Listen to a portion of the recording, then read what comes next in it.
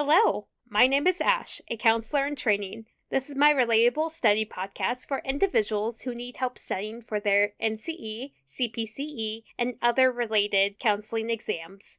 I'm going to go through many questions from multiple resources and make the answers relatable to both you and me. So get your listening ears on and let's get studying. Your client is tearful while telling you his mother passed away. You help him process the loss by discussing Kubler-Ross's theory, which is described in which of the following statements? A. Grief is universal and experienced in the same way. B. The first stage of grief is characterized by lashing out and blaming others. C. The last stage of grief is characterized by shock and disbelief. D. The stages of grief are experienced as a cycle. The answer is D. The stages of grief are experienced as a cycle, is what Kubler-Ross's grief theory is, which is what the counselor is utilizing with this client whose mother has passed away. The stages of grief are denial, anger, bargaining, depression, and acceptance. Individuals working with grief can enter and exit any stage at a variety of times, and they can often skip stages. And if an individual is in the acceptance stage, they can go back to the anger stage and vice versa. What is power differentials in supervision?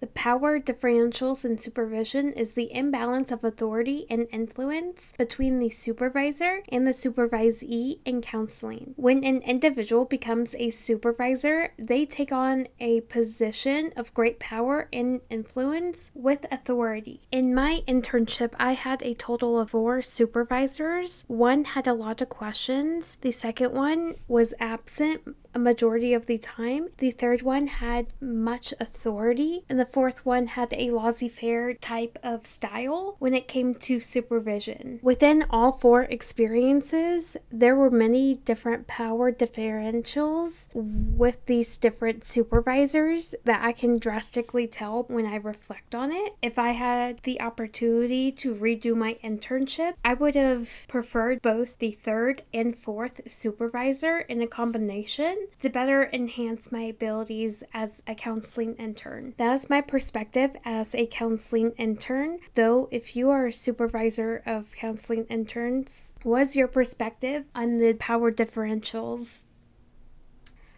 The leading method adults use to find career information in the United States is A. To see a state employment counselor, B. To visit a private practice career counselor, C. To undergo counseling with a counselor with the NCCC credentials, D. By securing information via the newspaper.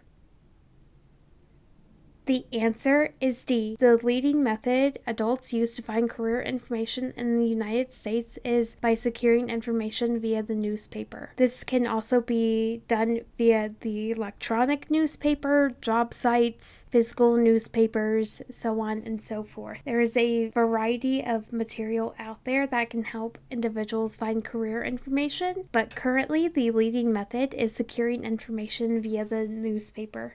What is powerlessness in addiction?